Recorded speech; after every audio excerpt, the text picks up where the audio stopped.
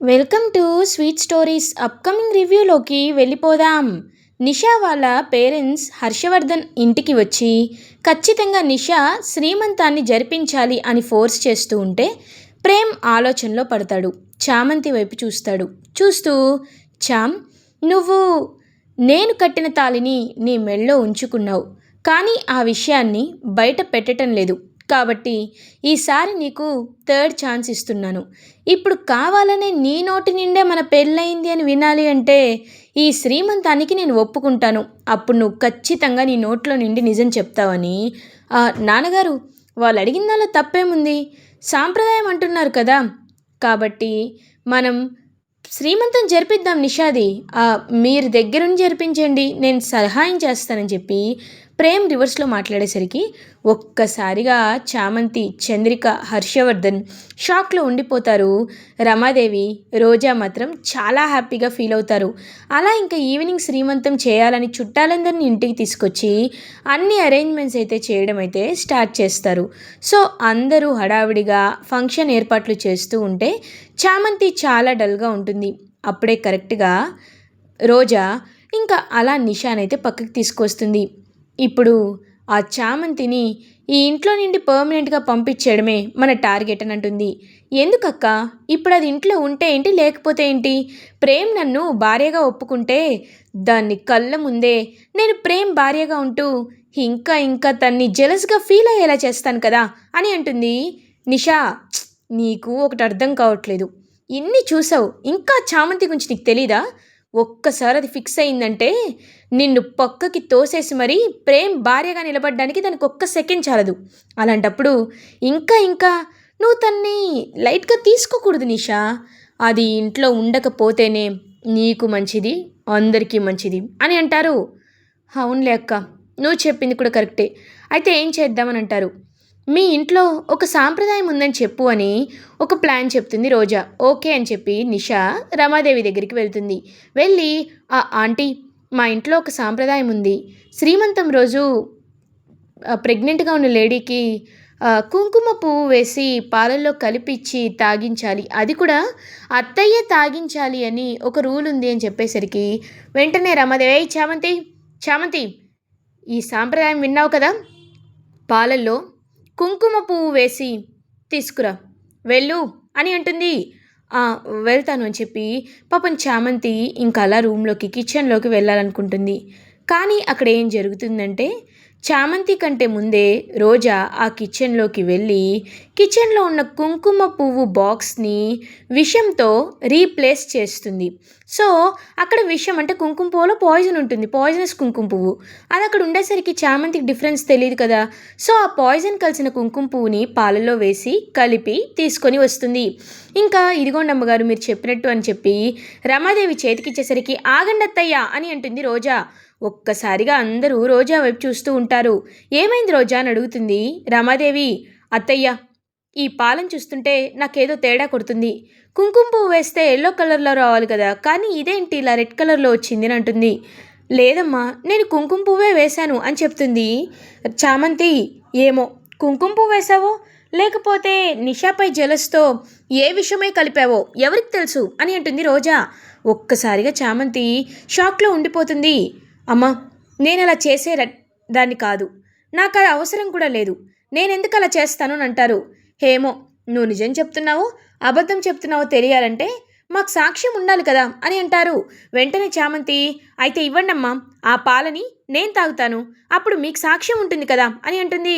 అక్కర్లేదు, ఎవరో తాగి మళ్ళీ నువ్వు హాస్పిటల్ పాలైతే మాపై నిందని నెట్టేయాలనుకుంటున్నావా? అంత సీన్ లేదు. మన ఇంట్లో చిట్టి ఉన్నాడు కదా, చిట్టి అని రోబోని పిలుస్తారు. రోజా మేడం అని అంటారు.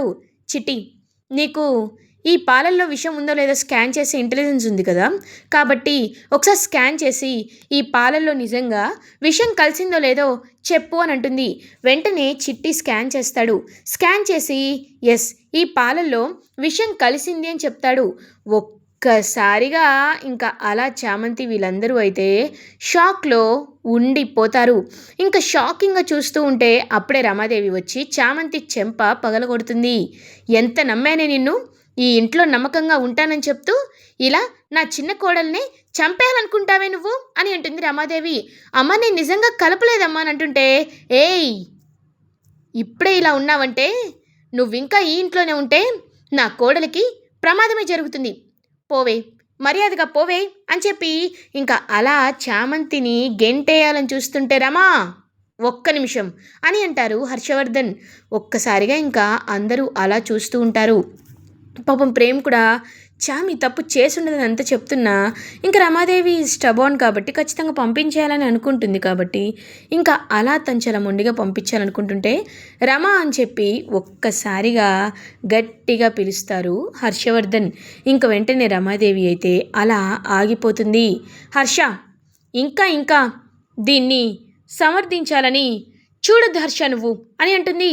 వెంటనే రమా నేను ఎవరిని సమర్థించాలని అనుకోవటం లేదు రమా, కానీ చామంతిది ఇందులో ఎలాంటి తప్పు లేదని మాత్రం నేను చెప్పగలను అని అంటారు.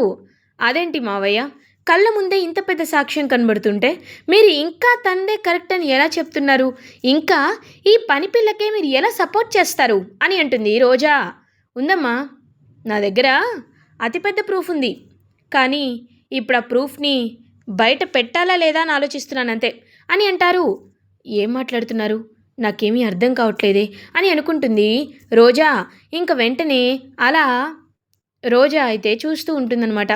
చూడండి, ఈ పాలలో విషయం కలిసింది కరెక్టే, కానీ దీనికి కారణం చామంతి కాదు, కాబట్టి మీరందరూ వెళ్ళి మీ పని చూసుకోండి, చామంతి ఎక్కడికి వెళ్ళదు అని చెప్పేసరికి ఇంకా అలా చూస్తూ ఉండిపోతుంది కోపంగా రమాదేవి. ఏంటి హర్ష, రోజు రోజుకి నీకు ఆ చామంతిపై చాలా నమ్మకం పెరిగిపోతుంది అంటే ఇది మీ పెద్ద కోడలు గారు చేసిన ఘన కార్యం రమా, ఇందులో చామంతిది ఎలాంటి తప్పు లేదు, కావాలంటే ఈ వీడియో చూడు అని వీడియో చూపిస్తారు. క్లియర్గా చామంతి కంటే ముందే వెళ్ళి ఆ కుంకుమ పువ్వులో పాయిజన్ కలపడాన్ని చూస్తారు రమాదేవి. ఒక్కసారిగా షాక్లో ఉండిపోతారు.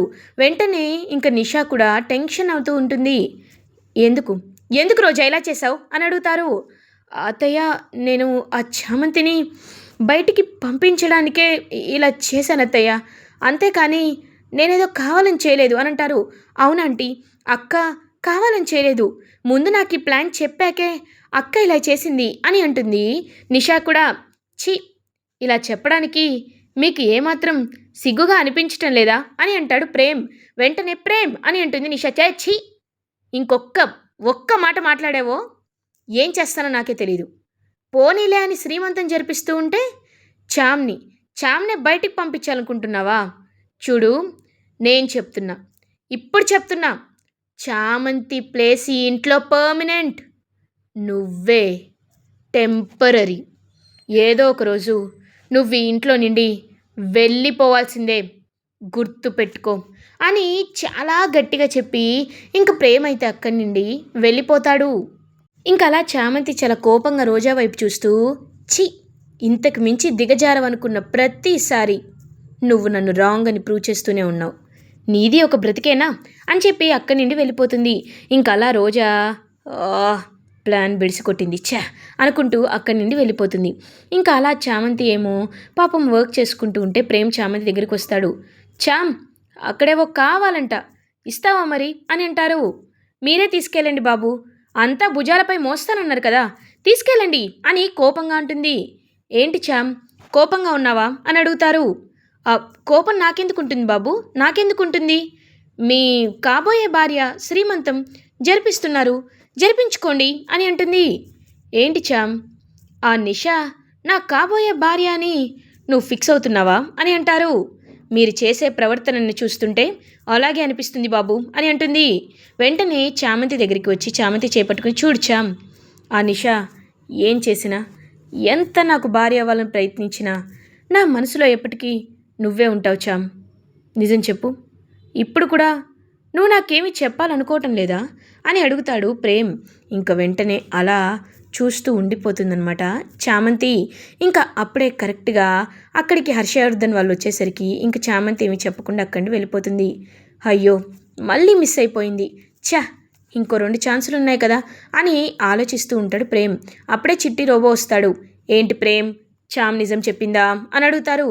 ఎక్కడ్రా చిట్టి, చెప్పలేదురా, ఎలా చెప్తుందో కూడా అర్థం కావట్లేదు అని అంటారు. ప్రేమ్, నీకొకటి అర్థం కాలేదు. నువ్వు చామంతి నిజం బయటికి రావాలనే ఇలా ఈ శ్రీమంతానికి ఒప్పుకున్నావు. కానీ ఈ శ్రీమంతం వల్ల నీకు సొసైటీలో ఎంతో డ్యామేజ్ జరుగుతుంది. ఆ విషయాన్ని నువ్వు ఆలోచించలేదా ప్రేమ్ అని అంటాడు. రే చిట్టి, నువ్వు చెప్పింది నిజమేరా, నేను ఇలా ఆలోచించలేదు. అవును, రేపు ఒకవేళ ఎవరైనా నిషా అన్న భార్య అని అనుకుంటారు కదరా. నేను కూడా దగ్గరుండి శ్రీమంతం జరిపిస్తున్నానంటే తను నేను భార్య అని ఒప్పుకున్నట్టే అవుతుంది. చిచి, అలా జరగకూడదు. అయితే ఈ శ్రీమంతం త్వరగా ఆగిపోవాలి. అప్పుడు ఏం చేయాలి? రే, ఏదైనా ప్లాన్ ఉందని అంటారు. ప్రేమ్, ఇప్పుడు నువ్వే తప్పు చేయలేదని ప్రూవ్ చేసుకోవడం తప్ప ఇంకా నీ దగ్గర ఎలాంటి ప్లాన్ లేదు ప్రేమ్ అని అంటాడు. కరెక్టే, ఆ రోజు పార్టీకి ఎవడెవడొచ్చాడో వాళ్ళ గురించి తెలుసుకొని అప్పుడు నాకు ఎవరైనా దొరుకుతారేమో చూడాలని చెప్పి ఇంక ప్రేమ సీసీటీవీ ఫుటేజ్లో అందరినీ గమనిస్తూ ఉంటే కరెక్ట్గా అప్పుడే ఇంకా అలా వీడు రాజేష్ ఎవడైతే ఆ రోజు అంటే ఈ మాస్టర్ గేమ్ గుణ నిషా అంటే చామంతిని జీవితం నాశనం చేద్దాం అనుకున్న గుణ నిషా రూమ్లోకి వెళ్ళేలా చేస్తాడు కదా. ఒక పర్సన్ ఎప్పుడు డ్రింక్ చేస్తూ ఉంటాడు రాజేష్, అతను కాంటాక్ట్ అవుతాడు. ఇంకా వెంటనే, హలో రాజేష్, ఆ రోజు నువ్వేదైనా వీడియోస్ తీసావా, నీ దగ్గర ఏదైనా ప్రూఫ్ ఉందా అని చెప్పి మొత్తం అడుగుతాడు. సార్, నా దగ్గర ప్రూఫ్ ఉంది సార్, కావాలంటే మీకు వీడియో పంపిస్తానని చెప్పి క్లియర్గా ఒరిజినల్ వీడియోనైతే రాజేష్ ఖచ్చితంగా అక్కడికి తీసుకొని వస్తాడు డైరెక్ట్గా. ఒక్కసారిగా అది చూసి అందరూ షాక్లో ఉండిపోతారు. ఇంక వెంటనే లాస్ట్ మినిట్లో అందరి ముందుకి పక్కా ప్రూఫ్ ప్రేమ్ తీసుకొచ్చేసరికి ఇంకా అలా నిషా కూడా ఏమీ చెప్పలేకపోతుంది. గుణానే క్లియర్గా ప్రెగ్నెన్సీకి కారణం అని తెలుసుకొని అందరూ ఇంకా ప్రేమ్కి ఎలాంటి సంబంధం లేదని తెలుసుకొని ఇంకా అక్కడి నుండి వెళ్ళిపోతారు. అలా ప్రేమ్ ప్రాబ్లమ్ని సాల్వ్ చేసుకుంటారు. చామంతి కూడా చాలా హ్యాపీగా ఫీల్ అవుతుంది. ఇలా ఎపిసోడ్ ఎండ్ అవుతుంది. ఫర్దర్ ఎపిసోడ్ రివ్యూస్ ముందుగా మీకు కావాలి అనుకుంటే మా ఛానల్ని సబ్స్క్రైబ్ చేసుకోండి. Thanks for watching.